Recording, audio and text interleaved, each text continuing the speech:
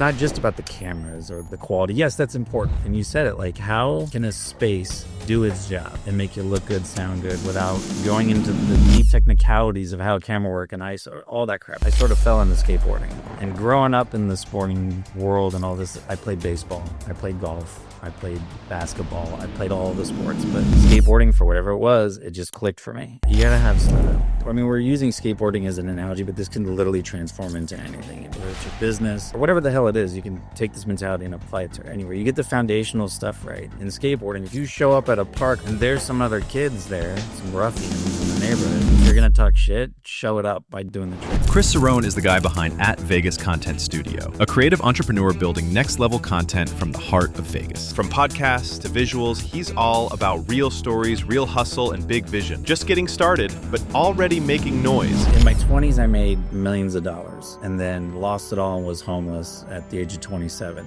And then from 27 to 32, I learned a lot about myself. It's the ability to fall and realize, okay, what's my North Star? What's more important? What advice do you have to creators that are trying to become perfectionists when it comes to their story? Because that's what holds most people back. It's tough to give this advice, and the advice I'm probably going to give. In this episode, you're going to hear from Chris, owner of Vegas Content Studio, the place that has been able to help me make my life so much easier. But it's a really cool entrepreneur journey. A guy who's given up millions of dollars to pursue his passion, but it actually started from his passion in skateboarding and turning that into building relationships, connecting with people like Tony Hawk and some of the best performers in the world. And now his job is to be able to put those people on stage and help share their message through digital media. Really exciting. Give this a listen.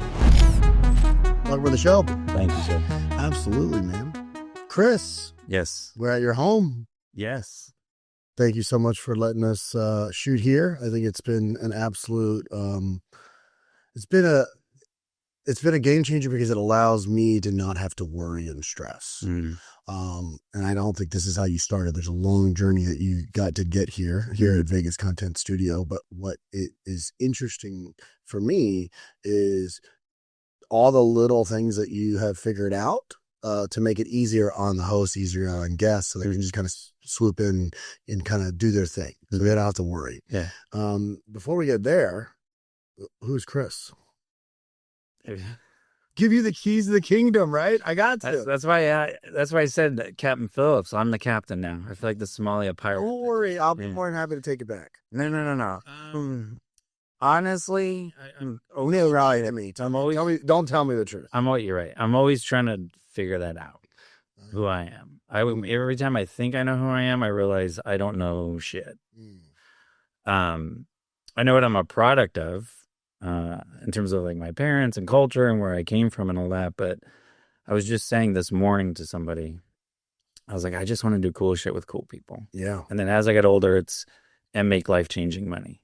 And then the why of make life-changing. And then I just kept going down that thread to, not to jump to the end, but kind of like where I'm at today and why a lot of things that I do has way more thought and intention behind it, only because I've fucked up so much in my life and I've done so much stuff and I've seen stuff that's like, okay, if I go down this path, not to get all of a sudden like woo or real deep with it, but like if I go down this one path and these are the results I get, if I want more of that, then just keep going that way instead of bitching and complaining. And yeah, normally when you find results somewhere and there's some success, you want to keep going back to that. You want to keep doing what's working. Yeah. Now, oftentimes what gets you from point A to point B doesn't get you from point B to point C, but that perspective and the experience of doing that actually is very valuable. Yeah. So, at one point in your life, you got that cool factor. I was like, yeah, what's the thing? Like, what's the stick, right? Like, I'm trying to figure this out. ADHD.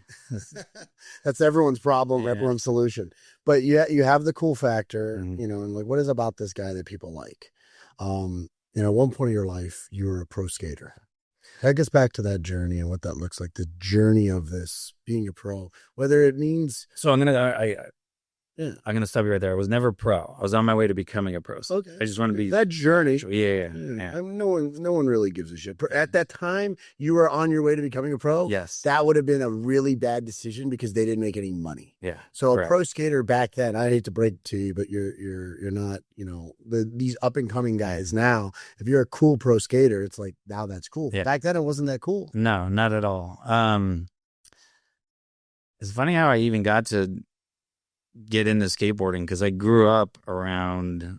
I'll start by saying this. So growing up, my dad had the largest sporting goods store in Vegas. Oh, he cool. brought vans here. Like people in the off season would work at his store because even professional players weren't making what they were making. Yeah. So I grew up in that environment, very entrepreneurial, half Italian, half Mexican. Both Good sides. mud. That's a good mixture. It's definitely a mix. I had I'm Cuban, Puerto Rican, and Irish, so yeah, I get it. yeah. I say all that because I watched not only him make a decision and change at a very probably in the third grade. So from being in a certain arena to having nothing and living in areas where it's different and all this other stuff.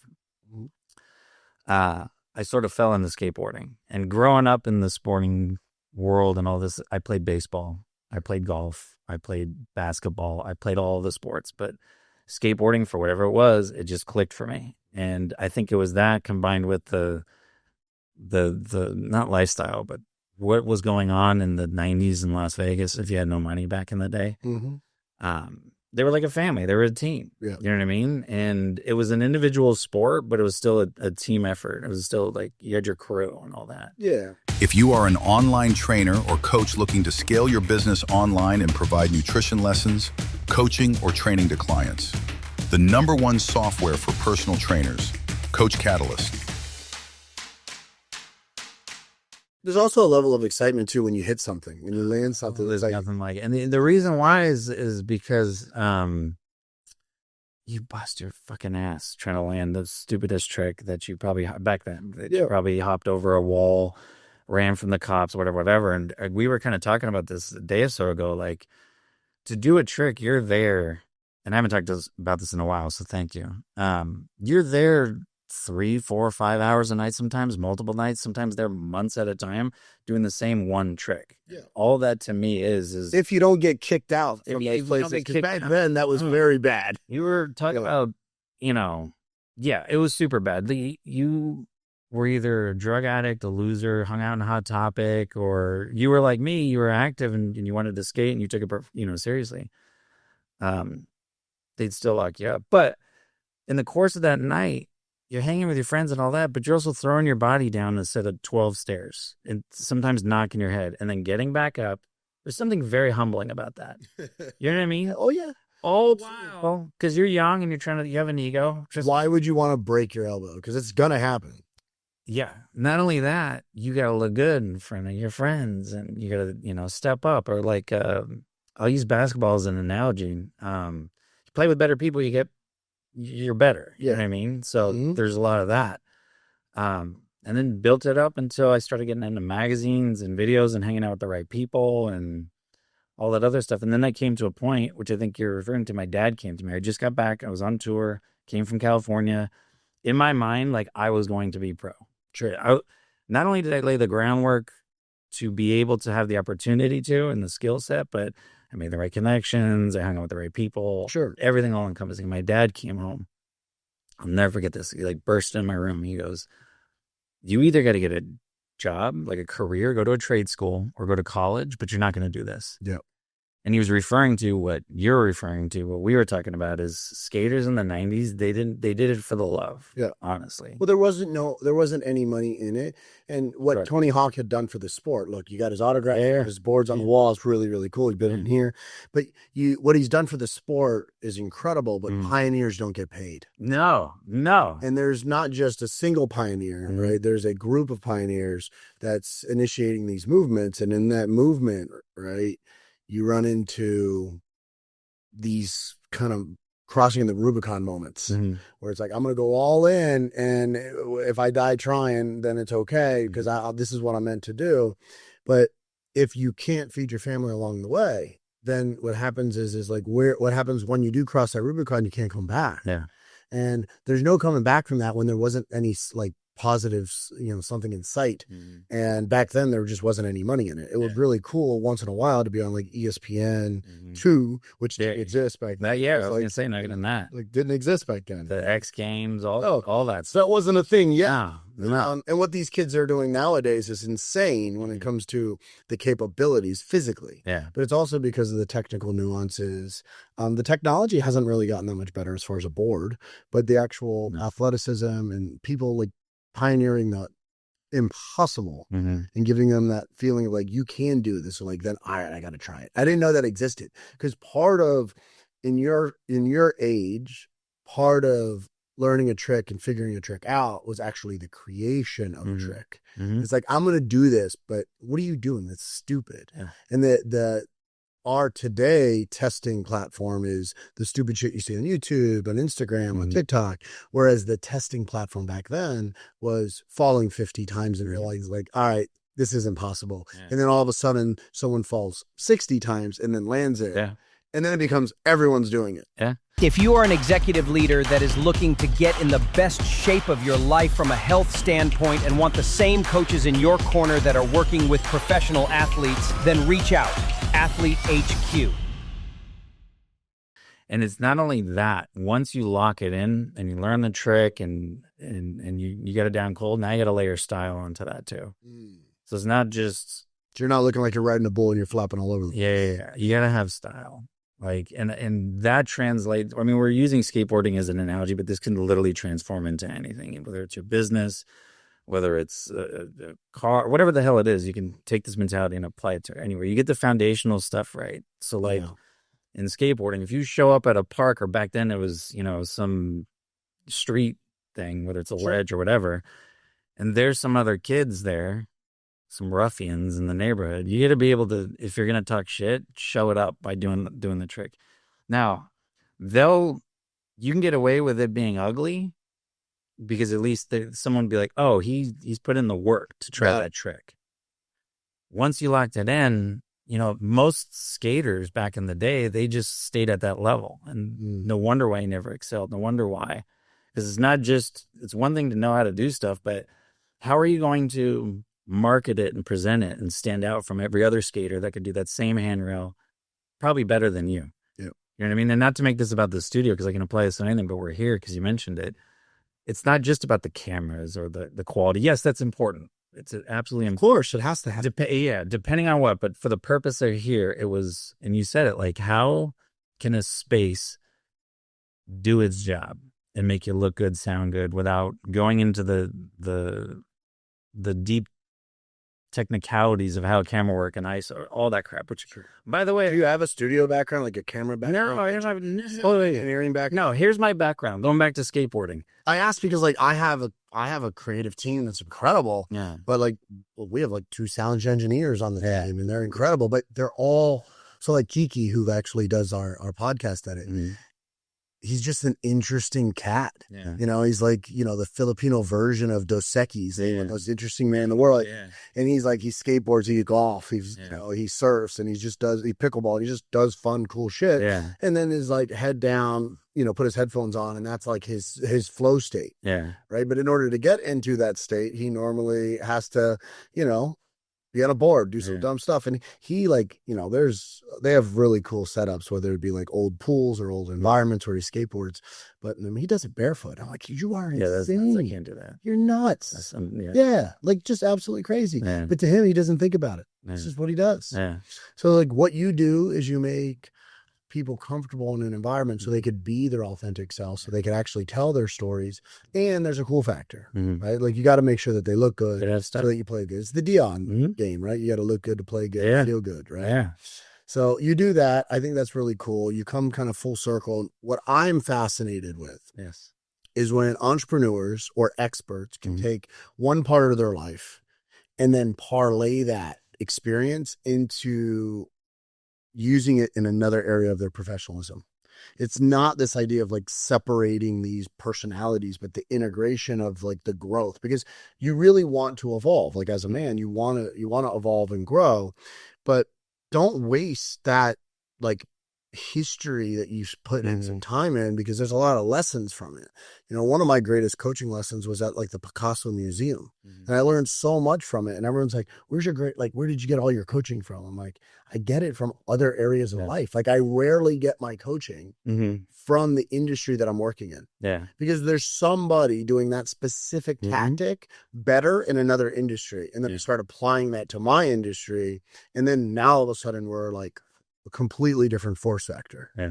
So you've done that really well from a style standpoint, skateboarding, your dad's experience, bringing probably a lot of, A-list, B-list people together and get work done. Because you've had celebrities and athletes and, from politicians to regular people that want to build a brand in this environment.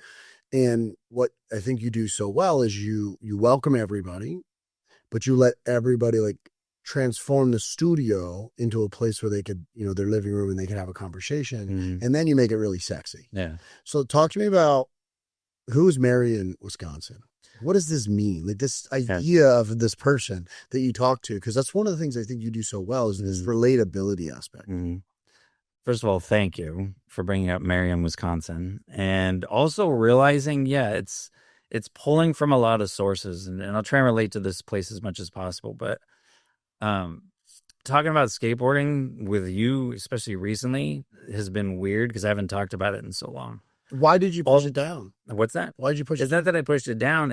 I've done, and I think I jokingly said this the other day, like I feel like Forrest Gump sometimes, where I just wander into situations and I learn all sorts of different stuff. And along the way, I've always, first of all, was in the moment, was present in whatever I was doing. So I was able to retain that knowledge, right? And then through all trials and tribulations of life and different things that I've tried, I was able to take from the best of and leave the crap I didn't like, right?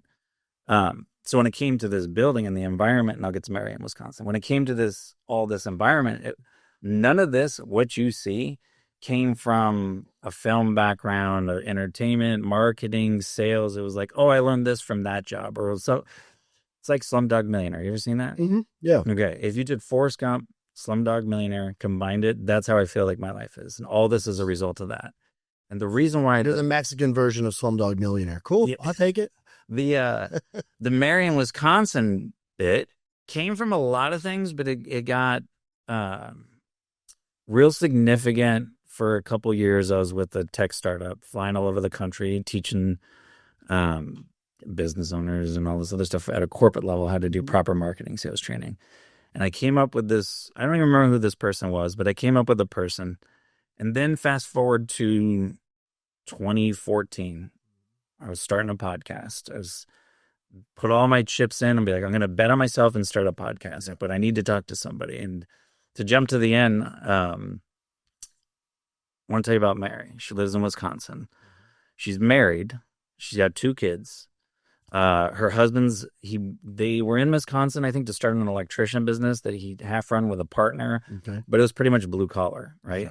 Now, Mary, in 2014, at that time, she had 2 kids, both were in school. She was at that moment where she had that free point in her time that all the house duties were like on schedule. Husband's at work. Everyone comes home around 5, So she had a gap in between her day when instead of watching stories, she was, first of all, I'm leaving this out, but she was college educated, entrepreneurial. She had kids, so she had, right? Yeah. But now she's foreseeing, they're going to be in elementary now. They're going to be in junior high. Pretty soon they're going to be out of the house. What's in it for me?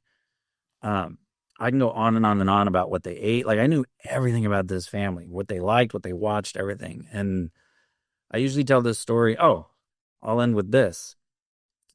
I've talked about Mary a lot.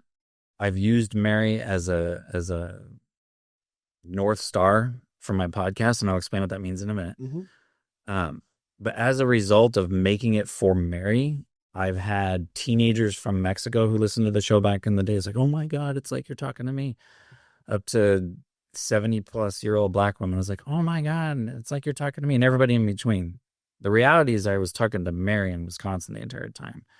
And usually when I give these talks, the big reveal is, well, Mary in Wisconsin's made up. You know what I mean? you ever watch Reservoir Dogs? Remember, it's like, you got to know if there's piss in the commode.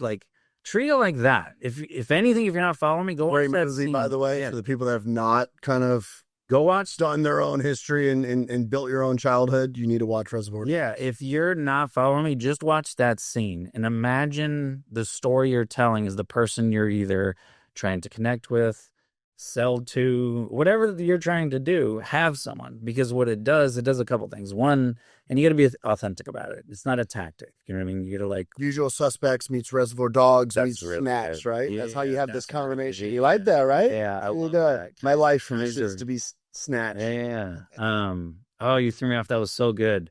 ADHD, bring it back. It helps. Balloons. It helps because I'll give you a couple just random examples.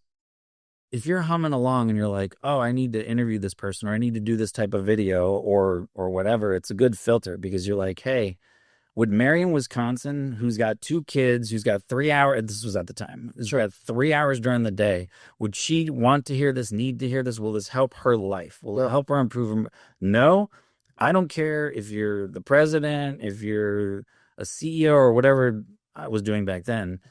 You're not for Mary. Maybe for something else, but not right now, right? Sure. And what that did for me, combined with consistency, was blow up. And I've used that same approach with including this building.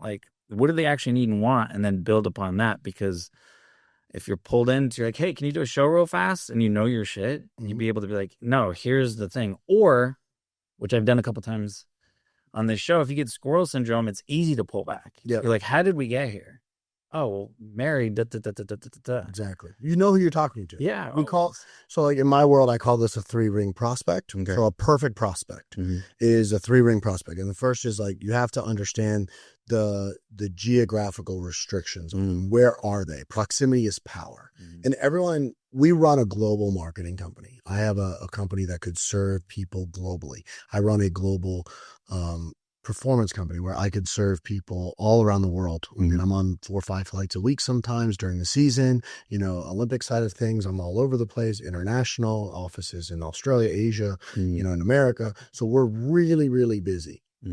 However, proximity is still power. And for instance, in the high performance environment that I work in, the executives, Gary runs that program for me. And we have a congested group of people that are in very high financial, high-paced environments. So if you look at where our clients are, they're in certain areas of Europe, right? So you got your London, your UK base. You have your they're in Vienna. They're in these small little very successful kind of pop-ups in certain environments. Well, Lisbon. Then we have some Japanese-based companies because again it's a very, very high-paced environment, but very affluent. And the people that we work with there are high performers. In the U.S., it's New York, D.C., Tampa, and then Miami. Texas, you have Dallas, Austin, Houston. Then you have Chicago. Then you have San Diego, LA, and then some other parts of Cali. But real high, entrepreneur environments, fast-paced executive environments, leadership environments. So they're very congested. So even though I am a global marketing company, that my small business, marketing could handle any small business around the world, there's certain pockets. In the executive coaching space, it's these certain pockets. So that's that first ring. So the first ring is the geographical restriction. The second ring is the demographic. So how old are they? You talked about Mary having 2 kids, her husband has an electrician business. What is their demographics? And then the psychographics. What do they like to do? What is their mindset? Are they ready to buy? Maybe the buyer's journey may take them a little bit longer. So the speed to acquisition may take some time. But if you know exactly who you're talking to, what you'll do is you'll start to filter out all the shit. Yeah. And more importantly, you'll filter out the people that will take you a lot harder to get them a result because they're not bought in. And in order to work with people that are bought in, they need to be all in. Yeah. So what I like to do is we really start to analyze what is a 3-ring prospect, and then how can you take those 3 rings and drop them in different areas around the world that serve your population. And what you're doing is when you take in content, you're in your head, mind's eye, speaking directly to that person. So even though I would like to think I'm way better looking than Mary from Wisconsin, but in your mind, you're seeing me when you get a balloon, when ADHD kicks in or something happens, you tend to go back to Mary. And that telling that story to Mary makes it really, really easy to make sure it lands with people. And people like, I could imagine people have all around the world have said, man, it feels like you're talking to me. It's like the pastor, in church, that message. He knew what I did last week. He's talking to me. He knows what I'm going through. He's talking to me. And the more people in that audience that could feel that, that means that preacher's doing a good job of hitting the masses. You bring up a good point. Specifically in that scenario, when you're talking to one person, your cadence, vernacular, the words you choose are very, very different. So when a preacher is preaching, he is speaking to an individual. Yeah. Whoever his Mary is in his head at the time. Exactly. So the words you need to not, hey, you guys, or thanks everyone for, then you're lost in the sauce and you're just like, why am I here? There's 50,000 other people. But you were made to feel I'm special. Exactly. You're made to feel special. And my mom's told me I was special a lot. Yeah. Different ways. Yeah. So, I mean, from short bus special to special and she wants to hug me. And she wants to hug me for different reasons. Yeah. But you are special and you want to hear a unique story. And I think that's really, really valuable because when you feel special, you feel heard. Yes. Without losing my shit, yes. And that's really the essence of most of it. And you can use that in a business lens. You can use it in a personal lens. I mean, it's not a manipulative thing, but it's all you got to do is cut away what's most important. Like, what are we trying to accomplish here at the end of the day? Not to derail a real fast subject, the thing with the set here, the studio with the brick, okay, what's more important? The goal? Like, what are we trying to do here, right? And how do I make somebody feel seen and heard and what they want? Now, going back to the Mary and the big open thing analogy, when everyone's trying to make content online. If you are a small business that believes that you are better than your competition, but you are not recognized for how good you are, and you want to build your brand and drive attention, need a brand new website or want just general help on marketing? Sites at Scale.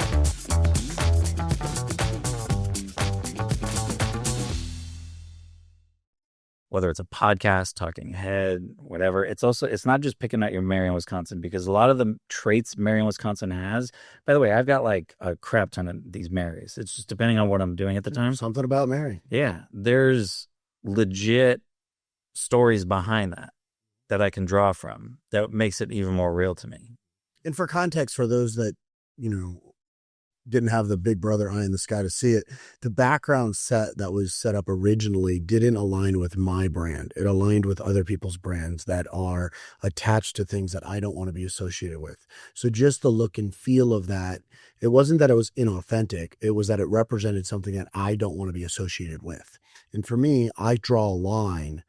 And there's an integrity line in business, but I do draw a line with association. Yeah. So, I don't know everything that you have done in your life, and I don't know everything that other people have done in their life, but in my interactions with you, I've had a great interaction. And other times we work with people often that they'll say one thing to you and then they'll say something to somebody else. And then in the line, if they watch that recording, they'd be like, well, wait a second, I thought you had my back. Yeah. I was sitting down with somebody, quite recently, and he brought up somebody that I know. And my conversation was like, wait a second, I got to challenge that concept because you don't know the context. And I know that you're using it as a business story, and I know that you're using it as a lesson because from the outside looking in, you're spot on. The control, the aspect of being a perfectionist, you're spot on. But if you understand the person, and you understand the situation and the dynamic and what does it take to be a champion, your view would be very different. And what it is you have such a, not you specifically, but the individual has such a valuable take on what he sees. But what he sees has a lot of blind spots because his perspective in that specific area is very different. Yeah. Whereas my perspective, it's like the parallax of coaching. From one side it looks like, a circle, but from the other side it looks like a square. And it's like, well, they're both are true. It's just the angle in which you're viewing the object from. So like, what is the coaching parallax? And these are how you identify blind spots, not just within a business, but within your personality and within your relationships. So I was comfortable saying, hey, I want to have this chat to discuss this point because there's a blind spot that you may not see. And I'm going to open you up to potentially thinking about it that way. And the reason for that is because of my relationship with the actual party that was being discussed. If that person watched the recording, they'd be like, fuck, Cav, like, seriously, you hear that Cav, like, listen to that guy just talk shit about you? And it's like, wait a second. I'm okay talking shit, but you better know your shit. Yeah. And there's a big difference between that. So just my association with somebody, if I got my friend's back, I'm not going to allow you to do that. You need advocates for you in your life. And I think everybody does need certain systems of people. And this networking concept I talk about a lot, which is, I think everyone should have like a mentor, should have a coach who's going to work with you on a regular basis. Your mentor, somebody that's going to advise you and kind of create guardrails in your life. Even above that is like a lighthouse. Somebody when you're about to crash and burn is going to protect you. But even below that, right, when you get closer to it from coach to, you need somebody that is going to actually, be a sponsor for you. Someone that's going to say your name in rooms because they believe you're the right fit. And for those that are doing content creation, if you're in, Vegas area or you're flying into Vegas, Vegas Content Studio is your spot. I want to be a sponsor, an advocate, so that you could then you could have your own agency in your life, right? You could take charge of that. But for me, I have no problem being, a sponsor to the things that I believe in. I get sponsored all the time from brands, but I say no because I don't use their product. And then there's other brands that I'm like, fuck, I would love to be sponsored by you because I use your shit every day. It is so much better than everyone else. And you need to have someone speaking your name in certain rooms. So when the opportunity shows up, they say, hey, that's your guy. So, and you can't do that unless you're relatable. You're talking to Mary, Wisconsin. You can't do that unless you know your 3-ring prospect. You can't do that if you don't create an environment where everybody feels comfortable to be their best authentic self. And I think that you've done that. And I think that you've done that from taking lessons from a lot of the falls.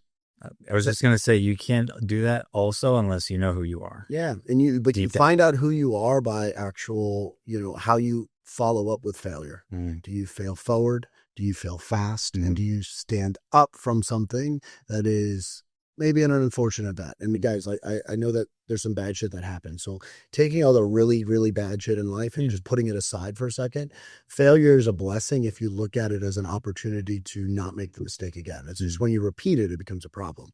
Kind of like the skater that's like 17 steps off of that bar and the turn. Sure. And you just fall 50 times and you run the Thomas Edison approach. Like, I just, learned thousands of times how not to do it.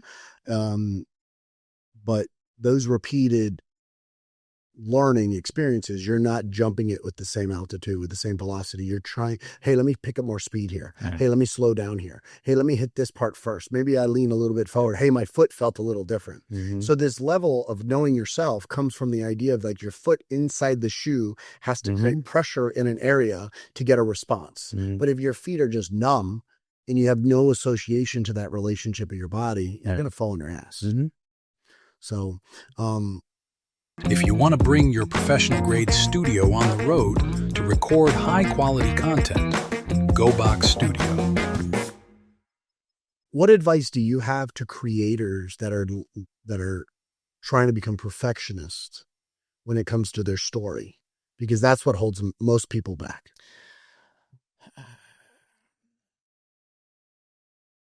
What do you mean perfectionists of their story? It's tough to answer. Like, what are they trying to accomplish? They don't want to, they get so analysis by paralysis. Okay. Paralysis by analysis. My dyslexia and ADHD just by being around you is a problem. So they get stuck and they don't move forward because they're like, I got to get this right. I got to work on it. But they're not doing the work. Yeah. Actually matters. It's tough, and it's tough to give this advice. And the advice I'm probably going to give may not be what you're looking for, but I think it's the right advice. It all comes down to confidence and the ego. Right. Fear. That's really what it is. It's fear. It's fear. So we're getting into the roots of issues. Yeah. So I'll tell you real fast. In my 20s, I made millions of dollars and then lost it all and was homeless at the age of 27. And then from 27 to 32, I learned a lot about myself.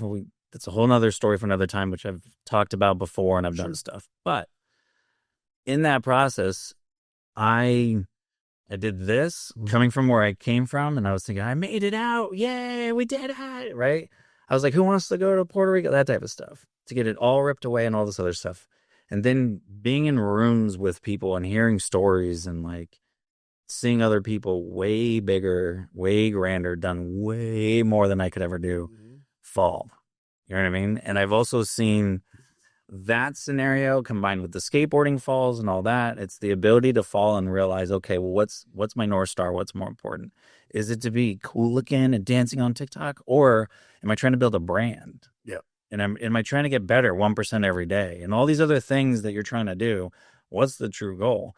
And it's also the ability to be as prepared as you possibly can, do the homework, do all the crap you can, and then being like, okay, I prepared, pencils down. Now it's time to perform. Now it's time to take the test, get on the field, hit record, whatever it is, and then post. And then let the chips fall where they may. And then take that feedback and then just repeat it. I'm way broad stroking it, but it all stems from that. Good for you. You should stroke as much as you can. Once you have that, nothing's a problem. Going back to, a couple of things that you've probably seen over, since your time here, it all stems from that. That's cool. I will create a framework for people to work off of if they feel fear around speaking or fear around not having the confidence. Because you say you need the confidence, but in reality, when there's so much fear, you don't need the confidence. You need the courage. Yes. The gap between fear and confidence is experience. And in order to gain the experience, you need courage first. And then what happens is once you kind of get to that mountaintop because you did it, you'll develop confidence because the experience is giving you the kind of history of I've been there, I've done that, I could do this again. Yeah. And I think that's the difference. So I want to encourage everybody to be confident with what you're going to look like in the future by having the courage to take the step now. That's what I would say. Yeah. Cool. And then saying, fuck it and send it. Let it go. Let it rip. Yeah. Right? Yeah. So thank you so much, man. Appreciate it. You. We're going to do some more of this. Great. Be fun. Yeah. Cool.